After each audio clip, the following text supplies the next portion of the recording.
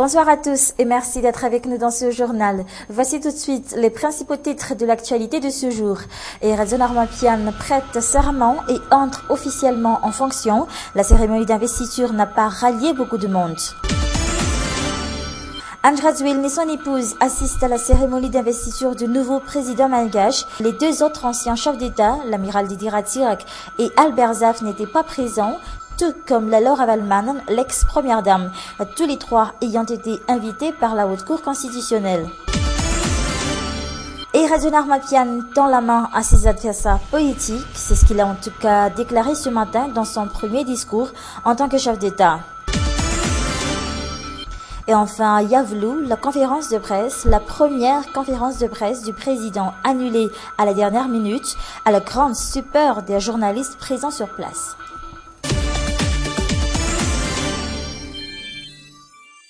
Madagascar a un nouveau président et Radio Narmapian a prêté serment ce matin au stade de Mamas. C'était au cours d'une audience solennelle qui a duré un peu plus d'une heure et demie. Retour en image sur cette cérémonie d'investiture avec Armé Saragutbe, Mamba Okafichanien, Nzarandi Ansouf et Yves Chanel. De simples citoyens, des invités de marque, en passant par les représentants de la communauté internationale, tous ont assisté à cette cérémonie d'investiture, y compris le président Ange Radzouil et son épouse. Ce matin encore, on l'aura tous compris. La relation du président sortant avec le peuple est restée intacte. Les membres de la Haute Cour constitutionnelle ont présidé cette audience solennelle publique après la prestation de serment et Radio Narmapian reçoit les insignes.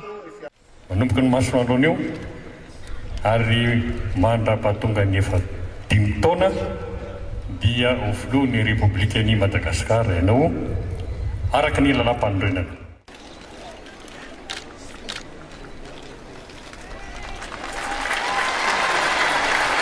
La cérémonie d'investiture, une étape importante dans le respect de la Constitution, mais c'est aussi lourd de sens pour l'histoire du pays, car le président de la République fait le vœu d'œuvrer pour son pays et son peuple, et cela se fait en présence du peuple. Eto anatrehan'ny fiarahamonina na ny eto an-tanindrazana na ny any amin'ny firenekafa ny fifamatorana avy amin'ny alalan'ny velon-drano ifanatrehan'ny vahoaka tokom-pahefana sy ilay tokana nofinidiny. À midi 15, la cérémonie touche enfin à sa fin. Et Radio Narmapian, le nouveau président quitte le stade en effectuant sa première revue militaire. Le nouveau président malgache annonce la couleur de son mandat. Il a fait son premier discours en tant que chef d'État malgache, un discours qui définit en général les grandes lignes de son mandat à la tête de l'État. Il veut aussi tendre la main à l'opposition. Reportage.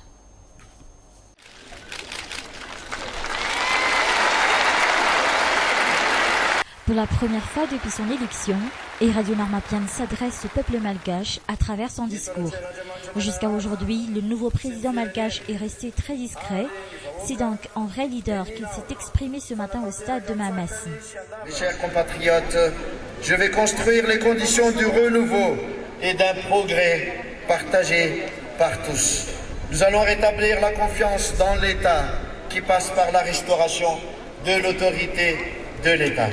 Elle s'appuiera sur un socle fondamental constitué des trois piliers de mon programme, la sécurité, la justice et la lutte contre la corruption. Notre État est le garant des libertés individuelles et doit être capable de protéger tous nos concitoyens. Rétablir la confiance dans l'État, c'est aussi assurer la sécurité des personnes et des biens en toutes circonstances. Un État fort et ayant la confiance du peuple, c'est sur cette base qu'il espère apporter le développement au pays. Mais parmi les nombreux secteurs à redresser, il n'avance pour l'instant que des solutions pour le secteur de l'éducation.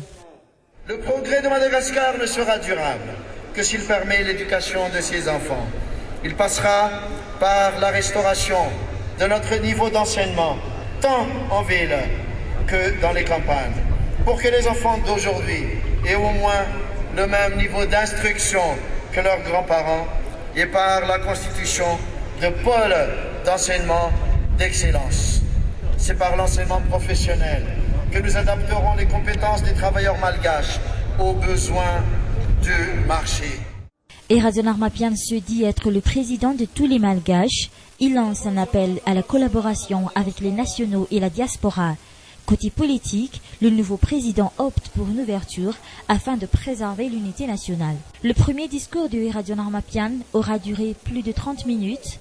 À cela s'ajoute une autre demi-heure de discours en français réservé aux invités étrangers. Que nous pourrons être fiers d'être malgaches en regardant le chemin.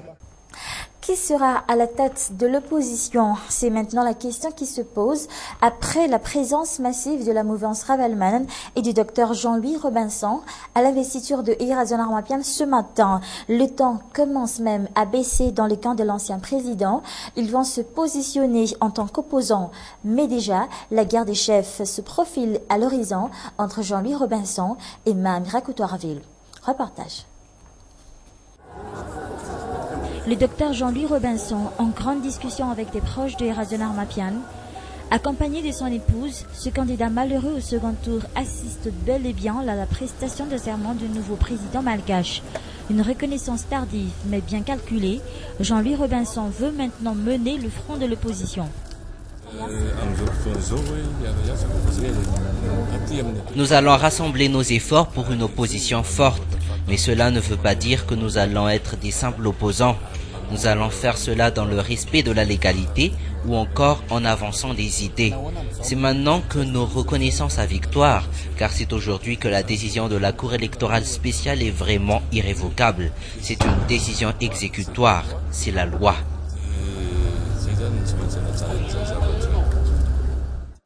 Mais il n'est pourtant pas en très bonne position. Hier, à Yavoulou, même Rakotoarville l'a clairement démontré. Ayant passé moins de 5 ans à la tête de la délégation de la mouvance Ravalomanana, Jean-Louis Robinson, qui n'a qu'un seul député élu à l'Assemblée nationale, ne fait pas le poids. Une guerre de chaises s'annonce déjà. Nous ne fermons pas la porte au nouveau président. Nous sommes disposés à travailler avec lui s'il a besoin de nous. Il ne faut pas oublier que le docteur Jean-Louis Robinson ne fait pas partie de la mouvance Ravalomanana. Alors, nous ne savons pas du tout quelle sera sa décision. Mais en tout cas, j'affirme que nous sommes démocrates. Changement de stratégie pour le camp de la mouvance Ravalomanana. Plus de descente dans la rue. Quitte du retour de Marc Ravalomanana au pays. La question semble avoir été oubliée. Qui sera alors à la tête de cette coalition de l'opposition? L'avenir nous le dira. Et puis, comme je le disais tout à l'heure dans les titres, c'est devant un public clairsemé que le nouveau président malgache prête serment à Mahamasne. Malgré tout, beaucoup ne voulaient pas rater ce moment historique pour la Grande Île.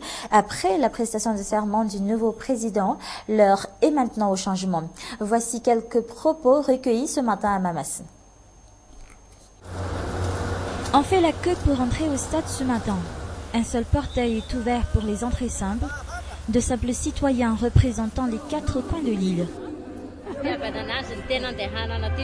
Nous sommes venus de Fianarantsoa. Nous avons tenu à assister à cette cérémonie car nous sommes très contents d'entrer dans la 4e République.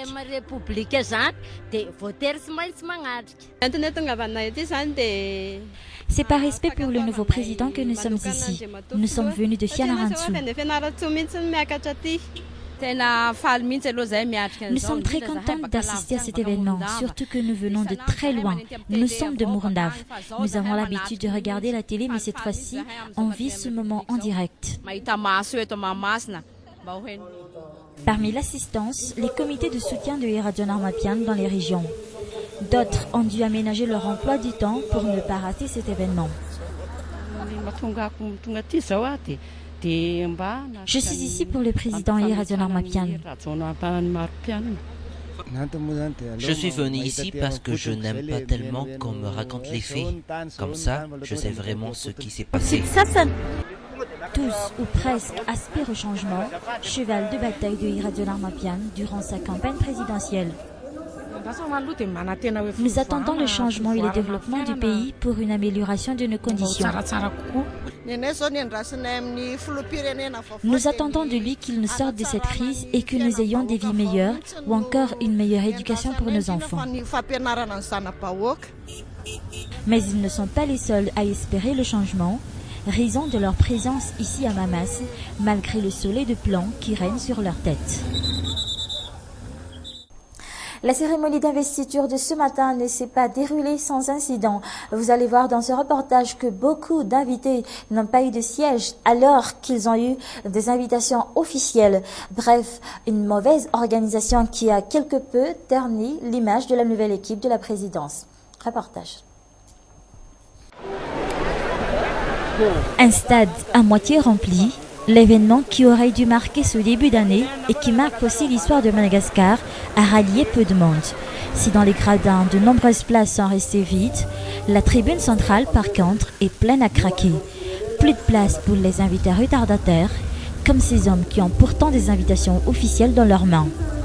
À l'extérieur du stade, avant le début de la cérémonie, Thierry Ramarson, le directeur général de la savonnerie tropicale, et son épouse sont sur le point de quitter les lieux.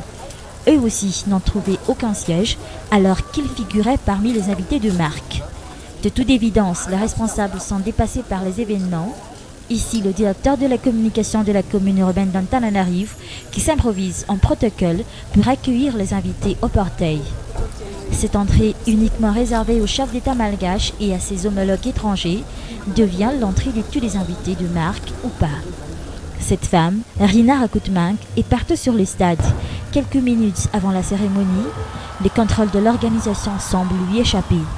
Or, d'après certaines sources, Rina Rakutmank vise déjà le poste de directeur de la communication au sein de la présidence. Elle était la première responsable de l'événement du jour.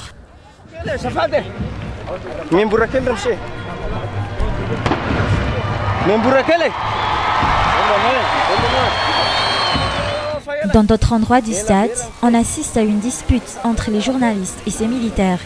Sous l'effet de la chaleur, cet homme a eu des malaises en pleine cérémonie. Il a bien eu du mal à quitter son siège. Des journalistes indignés, c'était cet après-midi au palais présidentiel d'Iavoulou. La conférence de presse qu'a programmée le nouveau président malgache est annulée à la dernière minute. Une erreur de communication de la part de son équipe qui risque fort de ternir l'image du nouveau président vis-à-vis de la presse malgache. Mamba au Café Channel. Cet après-midi à Iavoulou, le ministre de la Communication est encore en service. Il a servi de porte-parole au nouveau président et a informé les membres de la presse de l'annulation à la dernière minute de la conférence de presse du nouveau président.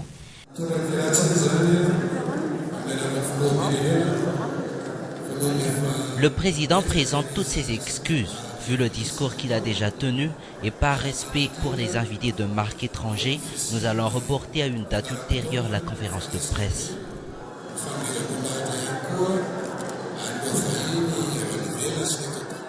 Pourtant, l'invitation envoyée à toutes les rédactions de la capitale est très claire. À l'issue de la cérémonie solennelle au stade municipal de Mamas, le président de la République, Erason Armapian, va tenir une conférence de presse au palais d'État d'Iavoulou. Une conférence de presse suivie d'un banquet, lequel ne sera pas à couvrir médiatiquement. Des journalistes déçus et indignés. Ça aurait été pourtant sa première vraie conférence de presse avec les journalistes malgaches, lui qui a maintes fois repoussé la presse malgache au profit des journalistes étrangers, entre autres ceux de la Radio France Internationale. Je suis totalement déçue car on a tous d'autres programmes chez nous et c'est par respect pour le président si nous sommes ici. Or, ils l'ont annulé à la dernière minute. C'est vraiment triste. Il n'y a pas de considération pour les journalistes. Déjà, c'est juste pour cette conférence de presse et pour rien d'autre que nous sommes là. Une erreur de communication qui risque fort de peser sur la relation du nouveau président avec la presse locale.